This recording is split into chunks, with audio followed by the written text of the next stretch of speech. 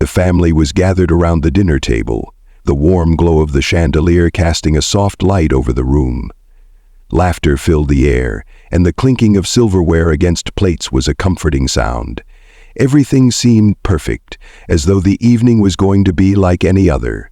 But beneath the surface, there was an undeniable tension that no one could ignore. Preparations were made. Ella sat at the table, her hands folded tightly in her lap. She had been feeling restless for weeks, and tonight, she knew, was the night she could no longer hold back. The secrets she had been keeping were consuming her, and her heart raced as she glanced over at Robert, her stepfather, seated across from her. He had always been charming, the kind of man who could win over anyone with a smile. But there was something darker about him that no one could see, except her. Her mother, Susan, was busy chatting with her aunt across the table, completely unaware of the storm brewing. Ella felt suffocated by the silence in the room, each passing second intensifying the weight on her shoulders. She had known for months that the affair with Robert was a dangerous game, one that could tear her family apart, but it was too late now. She couldn't stop herself anymore. She had to tell them. They had to know the truth. The clatter of a dropped fork snapped her out of her thoughts, and for a moment everything seemed to slow down. She could feel the eyes of her family on her as they noticed her sudden stillness. But it was Robert who looked at her the longest, his eyes narrowing as though he sensed something shifting in the air.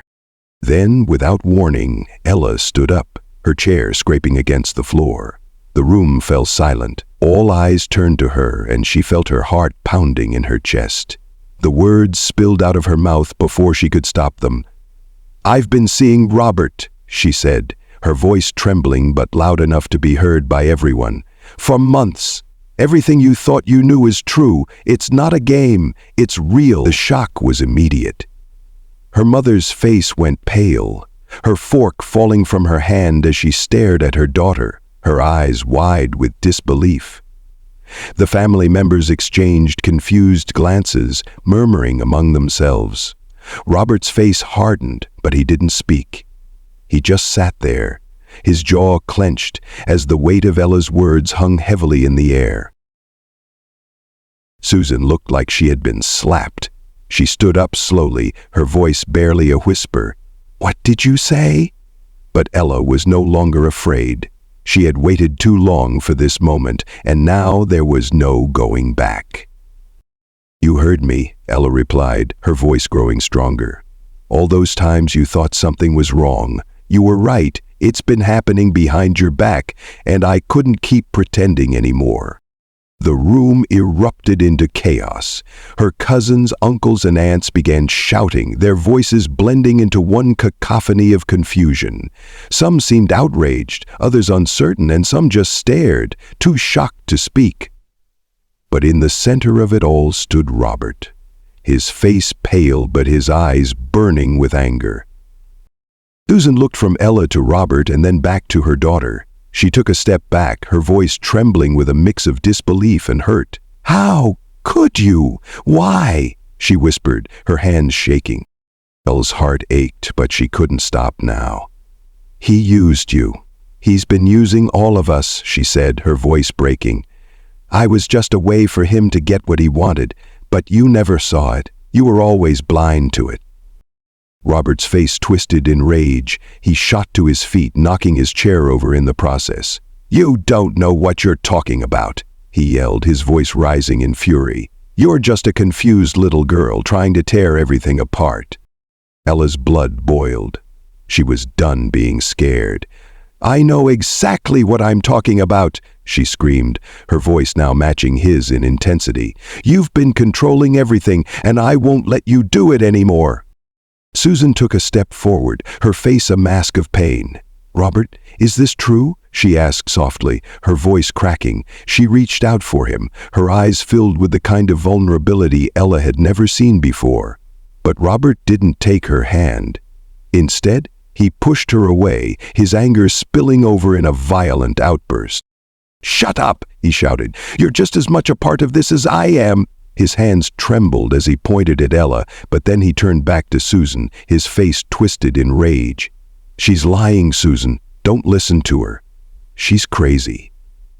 The family was in chaos now.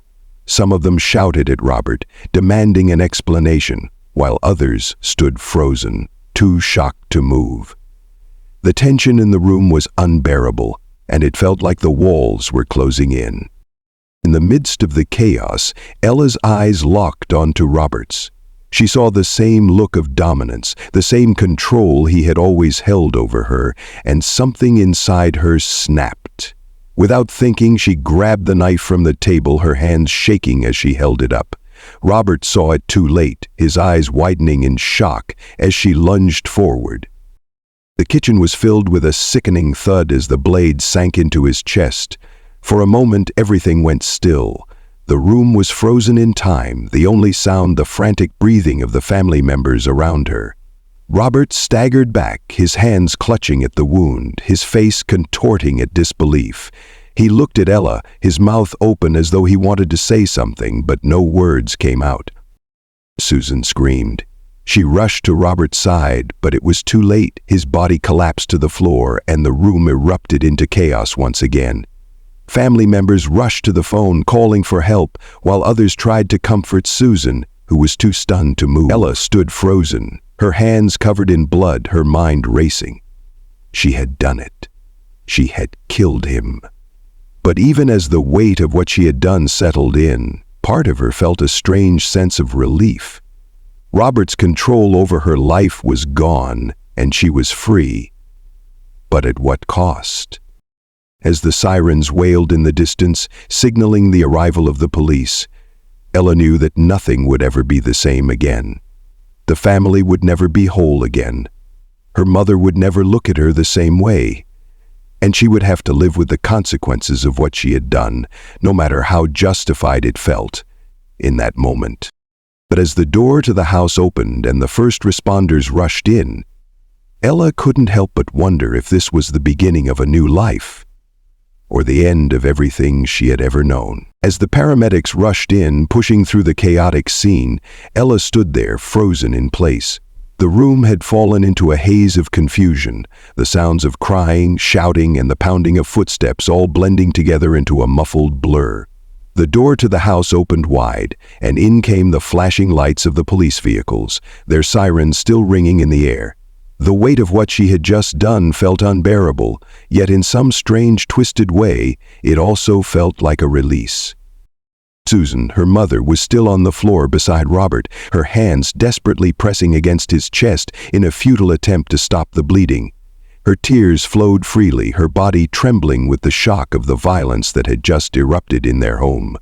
She looked up at Ella, her eyes filled with betrayal, but there was no time for words. Robert was slipping away and nothing could stop it now.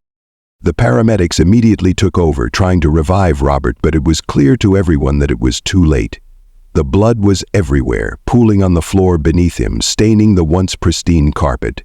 The air in the room grew thick with the smell of it, and Ella could feel her stomach twist into knots. She had taken a life. The officers quickly began to process the scene. One of them, a middle-aged man with a stern face, approached Ella.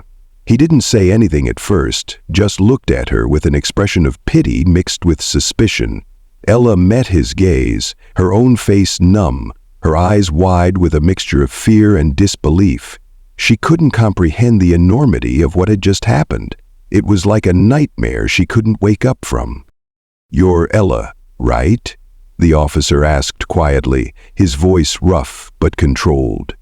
She nodded slowly, her hands still trembling at her sides. "We need to talk to you," the officer continued, "and we need to know what happened here." Ella swallowed hard, her throat dry. She wanted to speak, wanted to explain, but the words wouldn't come. She felt like a weight had lodged itself in her chest and she could barely breathe. She had never imagined that this moment, the moment she had secretly feared for so long, would actually come to pass. The officer guided her out of the dining room, away from the chaos, and into a quieter part of the house. Her mother was still kneeling beside Robert, her hands pressed to her face in shock. There was no going back now. Her life, their lives, were forever changed. The officer sat her down on the couch, and for the first time, she was left alone with her thoughts. She could still hear the wailing of sirens outside, the muffled voices of the paramedics, the chaotic hum of the house, but inside her, everything felt silent. The image of Robert lying there, blood staining his chest, was burned into her mind, and she couldn't shake it. The horror of it clung to her like a second skin, suffocating her with every breath she took. Minutes passed, or maybe hours. Ella couldn't tell. Time seemed to have lost all meaning in the wake of the murder. When the officer finally returned, he was with another, a woman who introduced herself as Detective Harris. She was calm, her demeanor professional, but there was an intensity in her eyes that Ella couldn't ignore. "We need to understand what led to this," Detective Harris said, her voice gentle but firm. "Can you tell us what happened, Ella? From the beginning." Ella's throat tightened, but she nodded. She knew she had to speak. She had to tell them everything. Slowly, haltingly, she began to explain.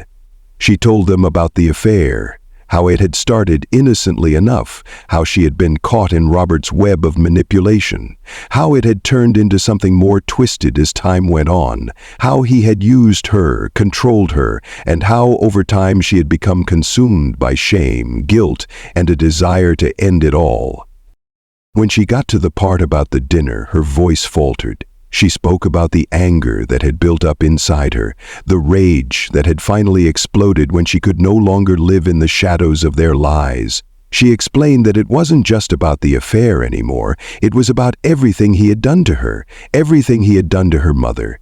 It was about the power he had held over them both, and how, in that moment, she had simply lost control.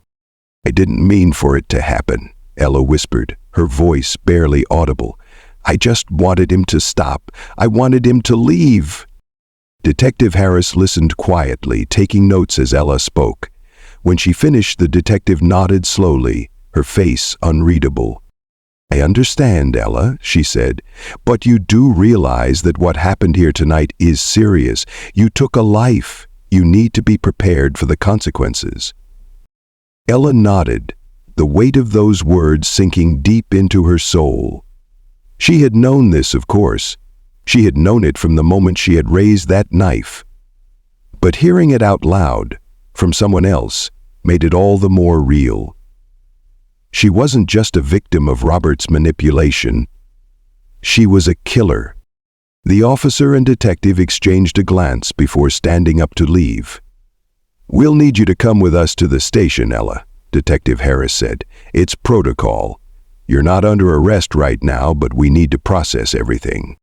As the two officers led her out of the house, Ella's heart sank. The world outside was a blur, the flashing lights of the police cars casting eerie shadows across the front yard. The house, once a place of comfort and familiarity, now seemed like a distant memory. Everything she had known was slipping away, and she had no idea how to get it back. As they drove to the station, the reality of what had happened began to settle over her. Her mind raced with thoughts of her mother. What would she think of her now? How could she ever look at her the same way? And what about the rest of the family? They would never understand. They would never forgive her. The police station loomed ahead, cold and sterile. The doors opened and Ella stepped inside, her heart heavy with dread. She had done what she thought she had to do, but now, as she faced the consequences, she wasn't so sure anymore. The life she had once known was over.